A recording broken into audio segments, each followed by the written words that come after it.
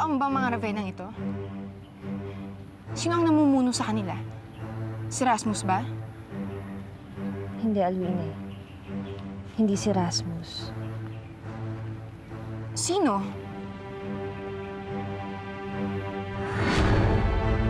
Ang matalik mong kaibigan.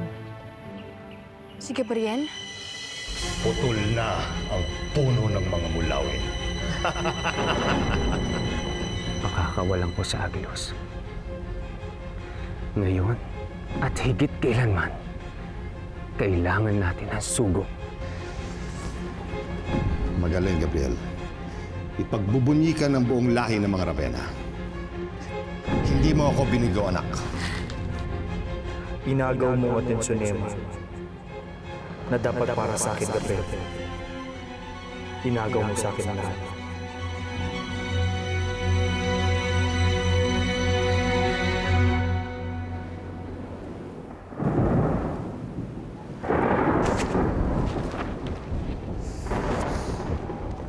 Ano nangyayari dito? Hindi mo alam? Eh, nagpa-party ang tatay mo para kay Gabriel. Paano nga naman ang galing-galing niya? Tsaka paano na yan, Rasmus? Pabango na ng pabango si Gabriel sa tatay mo. Eh, ikaw? Wala. Snap. Kahit minsan, hindi ako binigyan ng ganitong pagdiriwang ni Ama.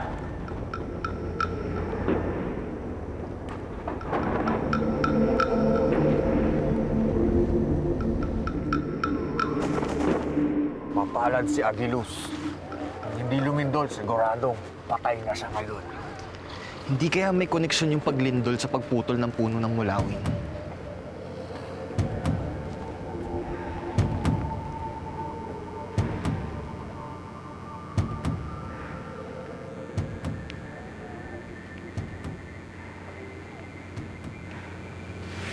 Para ako napagod sa mga pangyayari. Physical at emotional na pagod. Kung meron man dapat ipagpasalamat sa trahedyang ito, iyon ay hindi natuloy ang pagbitay kay Agilus. Matalik ko siyang kaibigan. At ang maisip lang na mamamatay siya, hindi ko makakayanan. Narinig kong usap-usapan ng mga tao. Lahat ay nangangamba sa mga naganap at maaari pa maganap. Hindi ko akalaing dadating ang araw na to. At sa tono ng pananalita ni Dakila, hindi ko alam kung dadating pa ang bukas.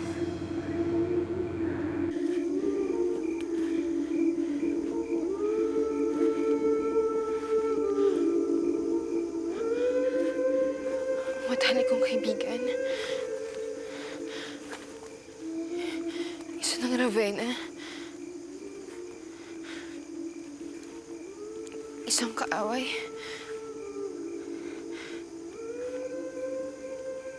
Pinutol niya ang puno ng mulawin.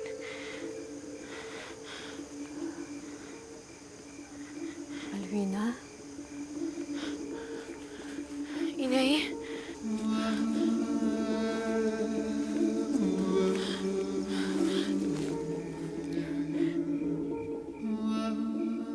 Nay, narinig ko ba yung sinabi nila? Si Gabriel. Isa na siyang Ravenna.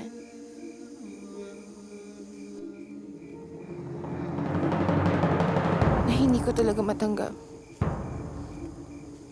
Bakit si Gabriel pa? Bakit ang matalik ko pang kaibigan? Ang siya magiging mortal kong kaaway.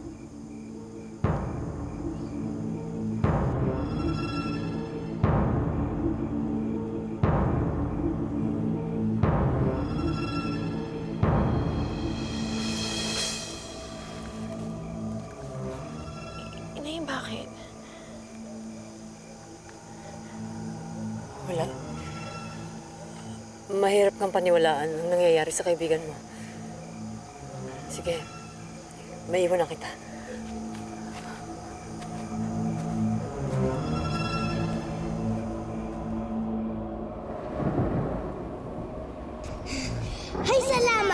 nakalabas na din tayo ng halimhim.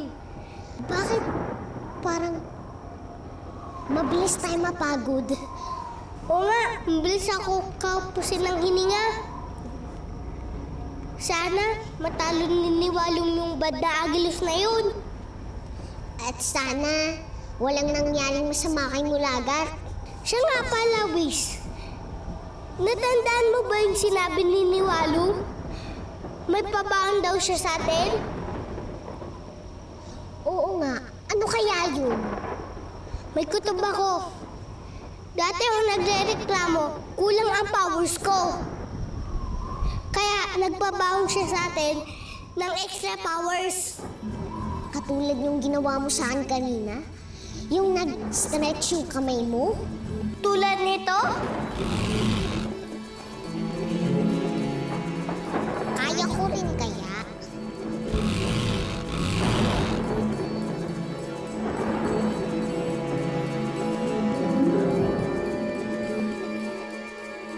Ang sakit ng tumay ko, nakakapagod! Kakapagod!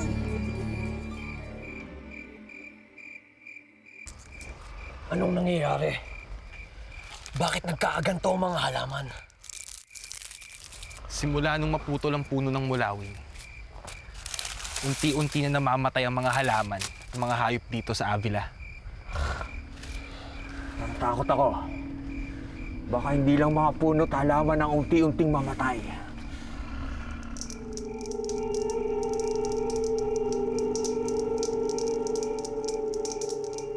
Tama ang sinabi mo, Viana.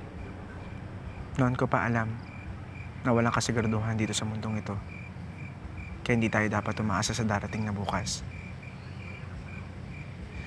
Pero mapalad ka pa rin.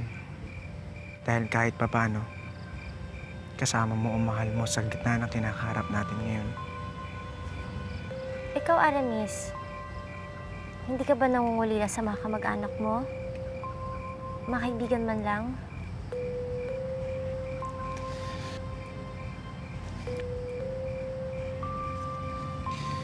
Wala akong kinagisnan ng mga kamag-anak. Maliban sa'yo, wala na ako iba pang matatawag na kaibigan. Hindi mo nakilala mo ang mga tunay mong magulang?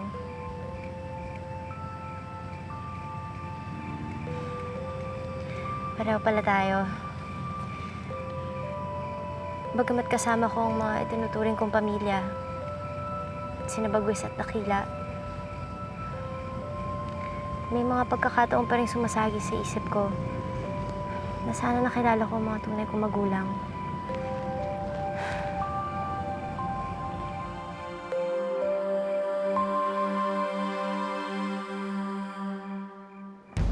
Rasmus, mabuti naman at dumating ka.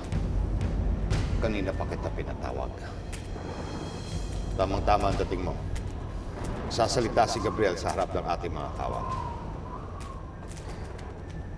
Mga kasama!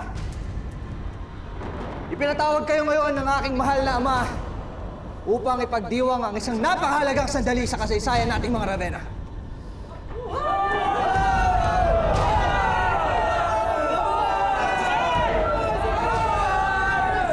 Kamakailan lamang ay nagtagumpay ang aking anak na tunguhin ang kinaroroonan ng puno ng mulawin. Isang misyon na sa kanya ko'y pinagkakiwala. Dahil alam kong siya lang ang may kakayahan gampanan ito.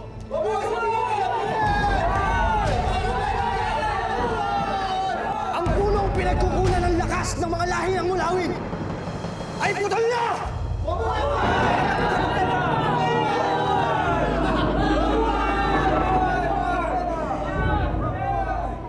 At ang punong pinagmumulan ng kapangyarihan ng mga mulawin ay bumagsak na!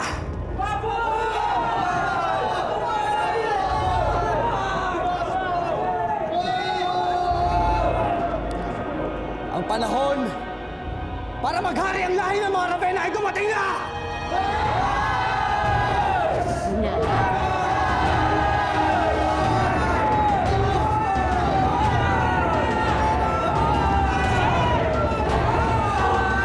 Fiona, salamat ha. Wala nang makilala kita. Nagbago ng pananaw ko sa buhay. Kung dati, puno ng galit ang dibdib ko. Parang wala na ako iba nararamdaman, kundi puot.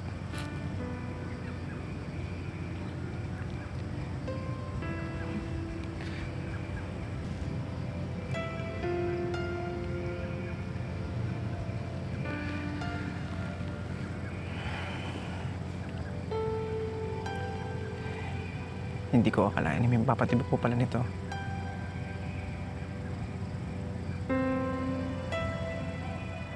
Tulad ng sinabi mo,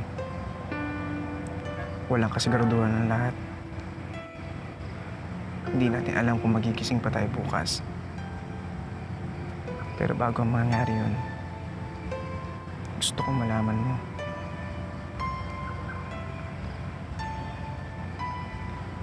Na minamahal kita.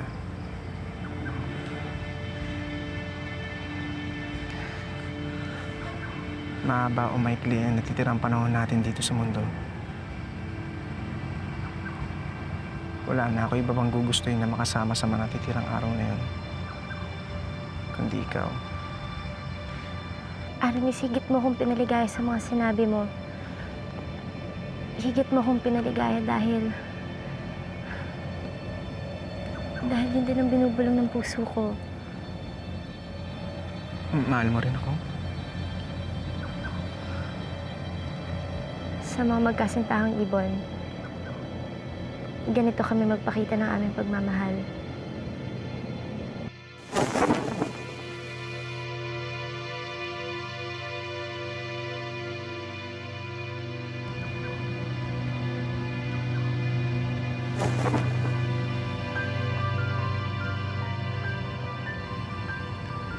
Sa aming mga mortal, ganito kami magpakita ng pagmamahal.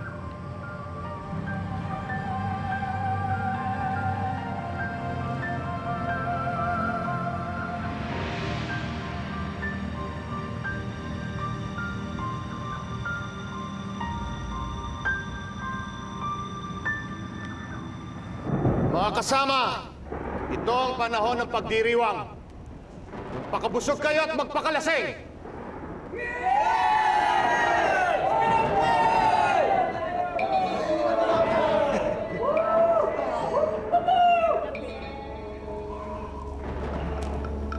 Ama.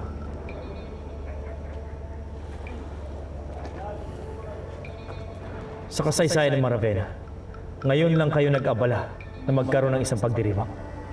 Wala naman kasing nangyari noon na karapat-dapat ng isang malaking pagdiriwang. Ang pagbalik niyo sa pagkaravena, ang mga nagawa ko noon, hindi ba sapat ang... Hindi sapat ang mga ginawa mo upang magdiwang, Rasmus.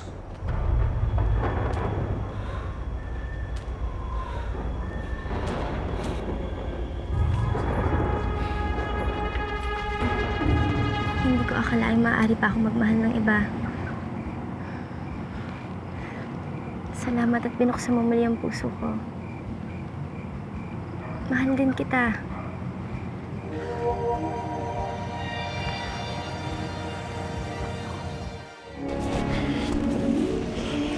Bitiwan mo ako! Bitiwan mo ako!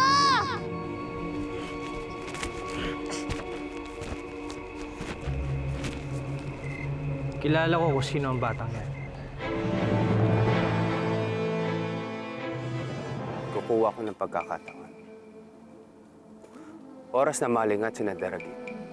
Pakakawalan ko si Agilus. Binabalaan lamang kita, Haring Bagwis. Naririnig ko na sinasabi ni Nadaragit na wala ka raw isang salita. Na hindi nararapat sa isang hari na bawiin ang kanyang desisyon. Mas gugustuhin kong ako pagbuntunan ng galit ngayon. Kesa mas marami ang madamay pagdating ng araw. Dakila, hindi ako papayag na maubos ang ating lahi dahil lamang nakakulong si Agilus. Sa salang pinaniniwalaan kung wala siyang kasalanan. Naintindihan ko, mahal kong hari. higit mo akong pinahanga sa iyong kagitingan.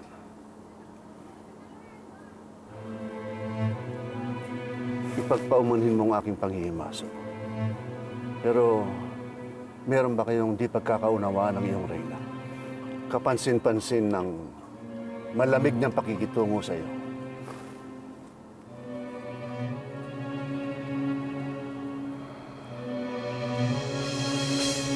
Pakawalan niyo na siya! Hinang-hina na siya! Oo nga naman, Ravenum. Nasa atin na yung bata makapangyarihan eh. Tanang silbi tong inkantadong to. Dahil kalahating mulawin ang inkantadong ito. Lalo na ubos ang kapangyarihan niya nang naputol na ang puno ng mulawin. Galing mo naman, Gabriel. Lahat alam mo. Savannah, tingnan mo kung may mapipiga pa dyan sa inkantadong yan.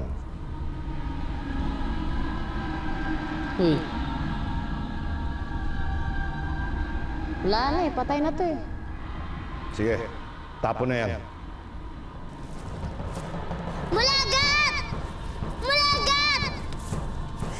Laka. Dun. Mulagat! Eh!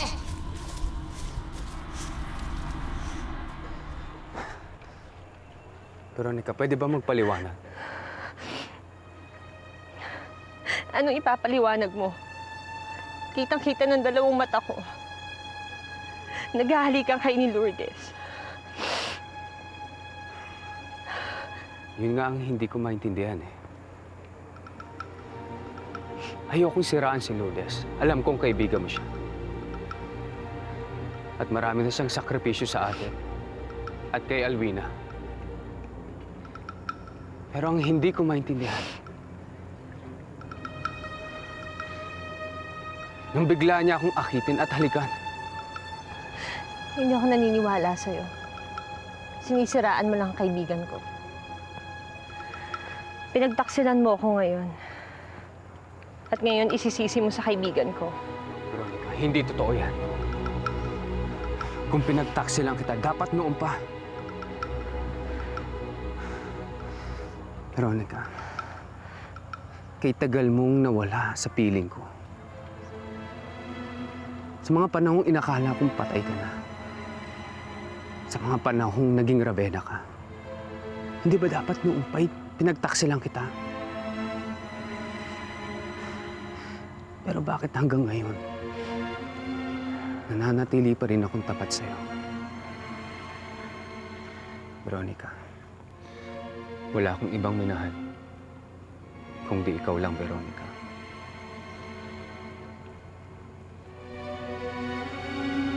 Hayaan mo muna ako. Gusto ko muna mag-isip.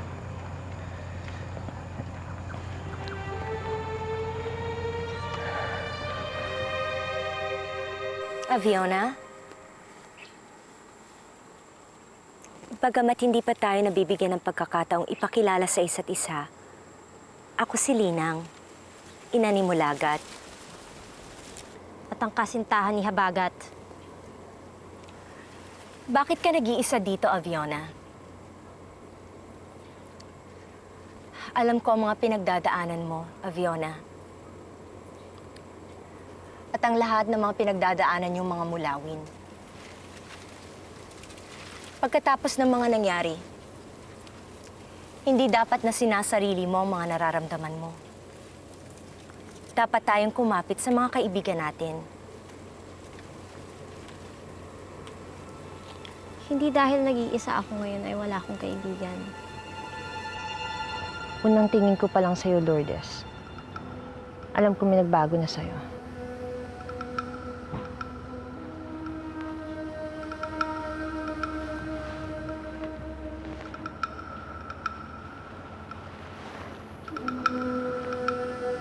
Kailangan ko makasiguro kung tama ang kutob ko.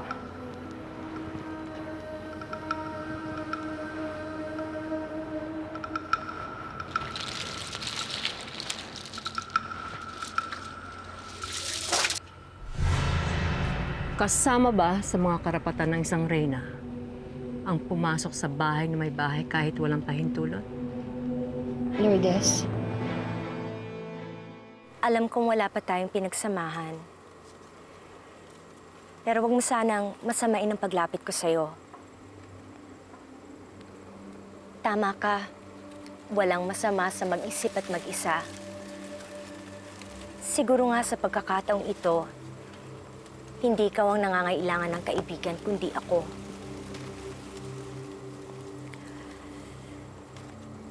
Aaminin ko, nangungulila ako sa dati kong tirahan. Nangungulila ako sa mga kaibigan. Sabik akong may makausap maliban kay Habagat. Kaya nang nakita kitang nag-iisa, naglakas ako ng loob na lapitan ka. Laking paninibago at sakripisyo ang nararanasan ko mula na magpasya akong manirahan dito sa Avila. At nang magkasakit si Habagat, nangungulila ako sa mga kaibigang sinasandalan ko nung nasa Encantadia pa ako. Hindi ako nagkaroon ng pagkakataong malaman kung ano naging sanhi ng sakit niya. Nabalitaan ko na lang, gumaling siya dahil sa pagdating mo. Isang pana ang tumama kay Habagat. May dagta ito ng halamang tandyosa. Nalaman niyo ba kung saan nanggaling yung pana? Sinabi sa akin ni Bagwis na ikaw ang nag-akit sa kanya. Bakit mo nagawa sa akin to? Bakit mo gustong agawin ang pinakamamahal kong lalaki? Yun ang sinabi niya sa'yo? Ako raw ang akit? Iyon ang sinabi sa akin ni Bagwis. Kaya yun ang paniniwalaan ko. Mas naniniwala ka sa kanya? Kaysa sa akin? Ako na kaibigan mo? Kaibigan kita. Pero kabiyak ko siya. Bakit mo nagawa to? Anong kasalanan ko sa'yo? Sandali. Tungkol ba to sa paghihigante? Hindi mo pa rin ba ako napapatawad? Lourdes, mahabang panahon ang nakakaraan. Nakaraan?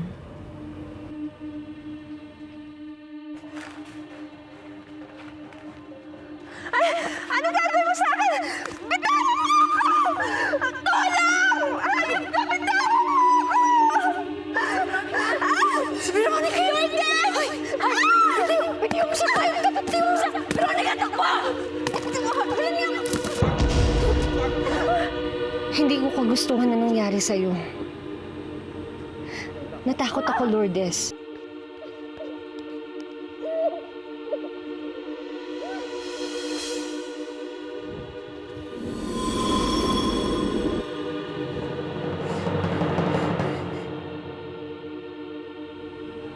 Patawarin mo ako. Kaya mo ba nagawang iwan ako sa Halconia? Dahil gusto mong gumanti sa pag-iwan ko sa'yo.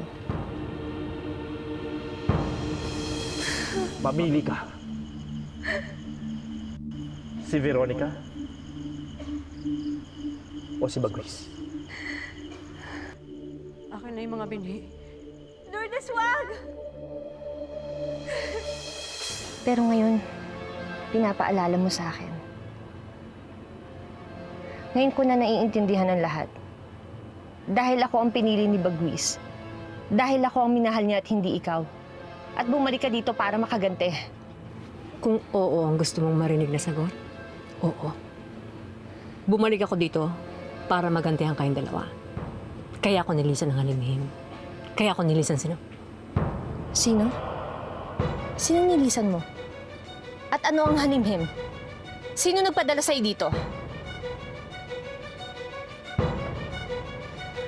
Lourdes!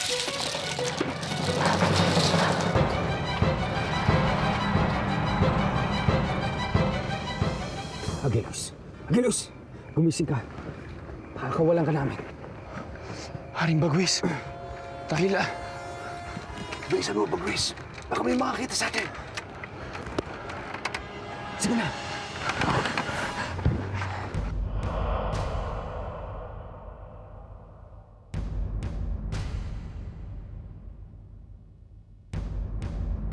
Itinuring mo silang kaibigan. Binigay mo ang pagmamahal mo kay Bagwis. Pero si Veronica ang minahal nito. Binigay mo lahat sa kanya. Nagsakripisyo ka para sa lalaking pinakamamahal mo. Pero walang awa ka nilang nilapastangan at sinaktan.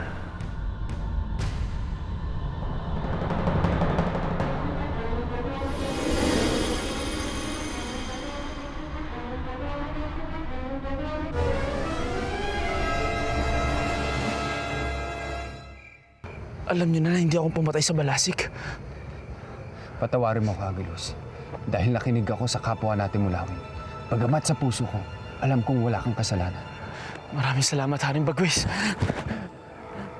Maraming salamat, Dakila.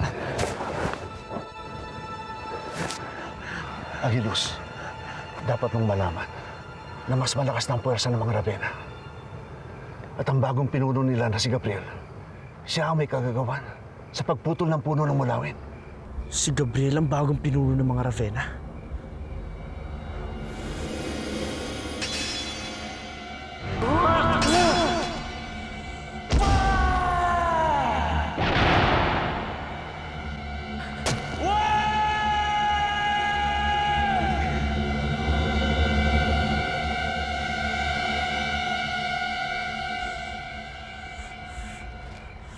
Nasaan na siya?